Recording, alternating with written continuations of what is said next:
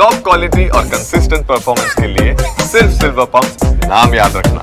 એપીએમસીની ચૂંટણીનું આજે મતદાન છે અને ખેડૂત વિભાગના 10 સભ્યો અને વેપારી વિભાગના 4 સભ્યો માટે ચૂંટણીનું આયોજન છે।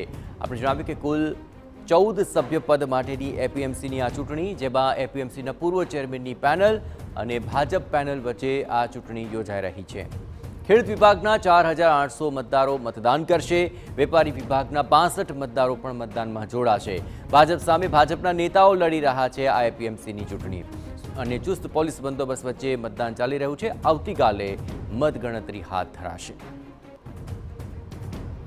વધુ વિગતે વાત કરવા જોડાઈ રહ્યા છે ટીવી9 સંવાદદાતા દિનેશ ઠાકોર। દિનેશ, મતદાન પ્રક્રિયા ચાલી રહી છે, કેટલા ટકા અત્યાર સુધીમાં મતદાન થયું, શું અત્યારે ત્યાં માહોલ આપ જોઈ રહ્યા છો? દિનેશ જે જણાવી દઈશ કે થરા એપીએમસી ખાતે મતદાન ચાલી રહ્યું છે। મતદાન માટે મતદારોમાં ઉત્સાહ જોવા મળી રહ્યો છે। સાથે સાથે મહત્વની વાત એ છે કે મતદાન છે ને ચૂંટણી લડી રહ્યા ભાજપના જ નેતાઓ છે। ભાજપ સામે જે મેન્ડેટ ન મળતા નારાજ થયા હતા, પૂર્વ ચેરમેન છે અંડાભાઈ ભાજપ સામે ચૂંટણી લડી રહ્યા છે, પણ અંડાભાઈની પેનલ અને ભાજપની પેનલ આમને સામને આવી છે અને મતદાન માટે ચાલુ વરસાદમાં પણ મતદારો મતદાન કરી રહ્યા। સાંજે 5 વાગ્યા સુધી મતદાન થશે ને આવતીકાલે મતગણતરી થશે અને આવતીકાલે નક્કી થશે એપીએમસીના ચેરમેન પદના ઉમેદવાર કોણ બનશે। જી બિલકુલ દિનેશ, તમામ ગતિવિધિઓ પર આપણે નજર રાખતા રહેજો। તો આજે મતદાન પ્રક્રિયા પૂર્ણ થશે, ત્યારબાદ આવતીકાલે મતગણતરી હાથ ધરાશે। જોકે આ વખતની ચૂંટણીમાં ભાજપ વર્સિસ ભાજપના નેતાઓ જ લડી રહ્યા છે, કોની જીત થશે તે આવતીકાલે પરિણામ બાદ સ્પષ્ટ થઈ જશે।